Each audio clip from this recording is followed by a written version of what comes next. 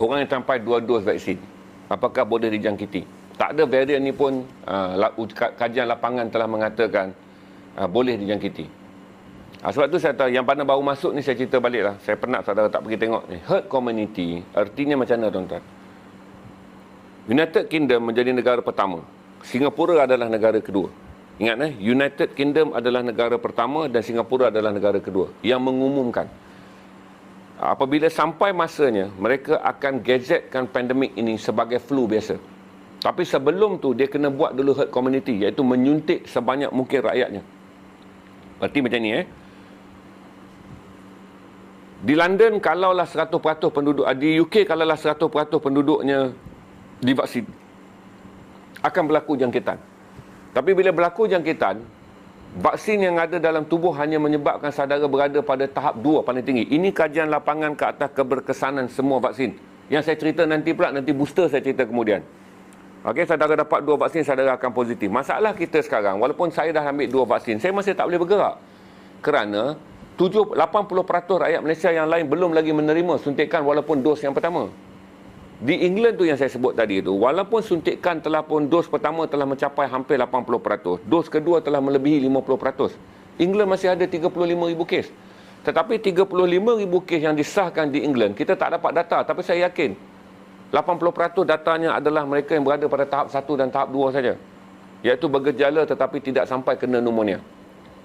Berarti vaksin akan menyebabkan saudara kekal positif. Sebab tu walaupun saudara sekarang menerima 2 vaksin, jangan buat pergerakan kerana saudara akan kekal sebagai dijangkiti positif tetapi tidak bergejala.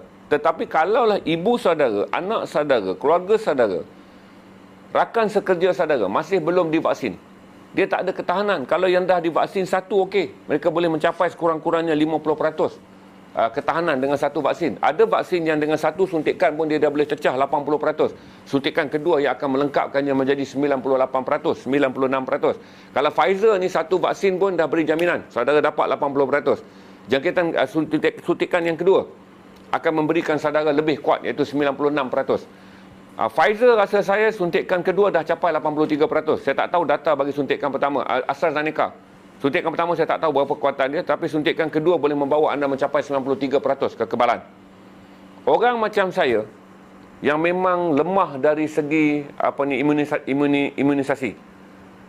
Okey, berarti macam ni yang dia kata tadi pun soalan boleh dijangkiti. Cuma kenapa itu sebab tu kita kata saya balik pada England apabila England dah capai penuh, England telah meletakkan jangkaan di mana bermula pada 1 hari bulan Januari tahun 2022, iaitu tahun depan, England akan menggazetkan COVID-19 hanya sebagai flu sesama. Kerana dalam jangkaannya kuman itu tidak akan hilang di England, tetapi penduduk England semuanya telah divaksin.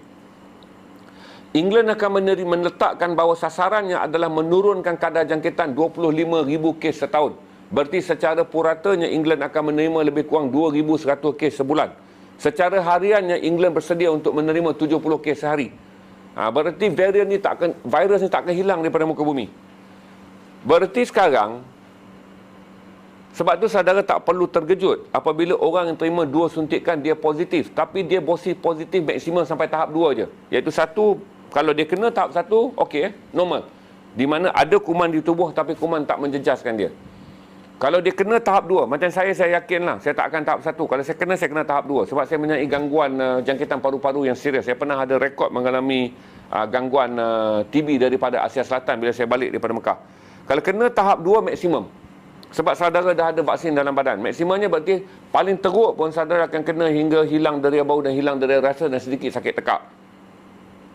Beberapa kajian lapangan mengatakan sukar bagi mereka yang telah divaksin 2 kali sampai ke tahap 3, iaitu jangkitan pneumonia.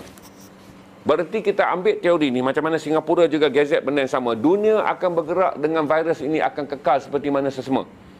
Di mana sesama pertama kali menyerang manusia, dia tak pernah terhapus atas muka bumi. Polio apabila dia menyerang manusia, dia tak pernah terhapus atas muka bumi. Campak apabila dia mula menyerang manusia, dia tak pernah terhapus atas muka bumi. Cuma virus yang ada ini, kerana dia adalah virus baru, dunia tak dapat patternkan lagi langkah-langkah prevention. Yang kita ambil sekarang ni hanyalah langkah pemvaksinan.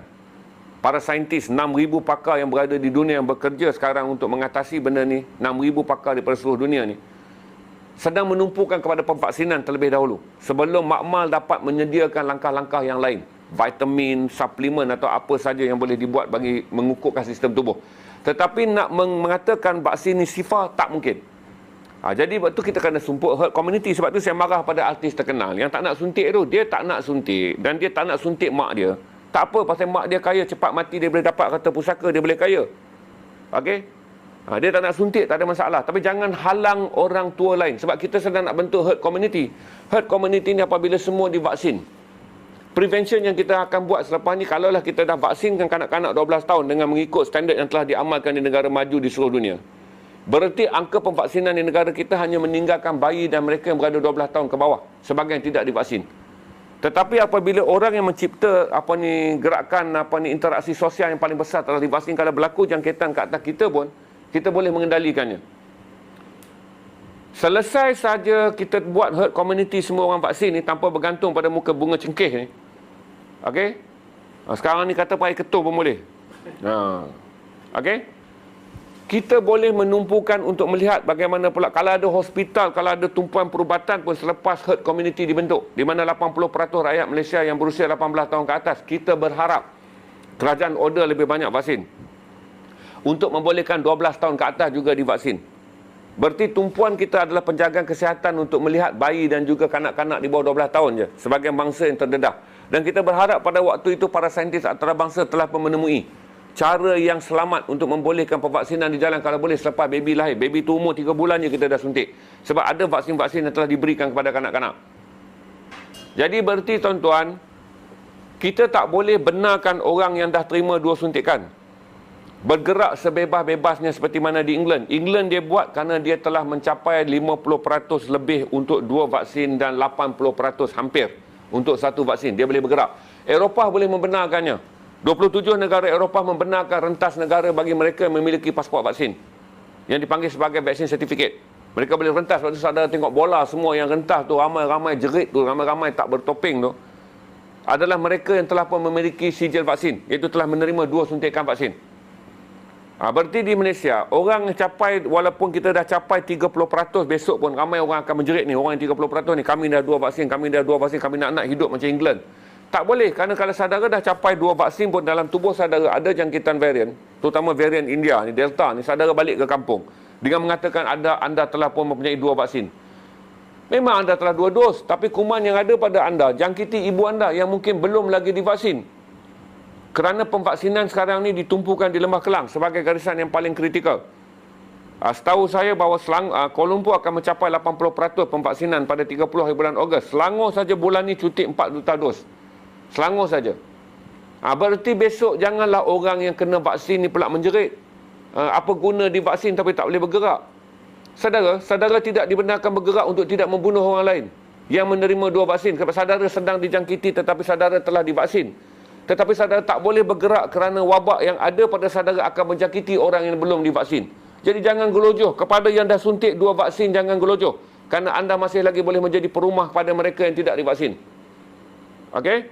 Sama saja orang yang ada 2 vaksin boleh menjadi perumah senyap. Sama seperti orang yang tak divaksin tapi dijangkiti dengan tak bergejala.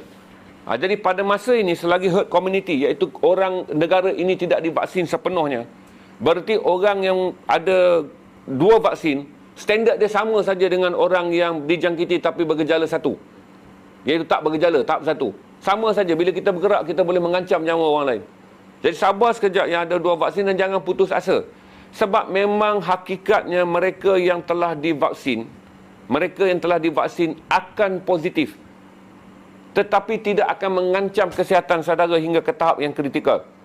Tetapi 2 vaksin kalau saudara pergi ke tempat orang yang belum divaksin, saudara boleh menjadi pembawa dan menjahanamkan keselamatan kesihatan orang lain.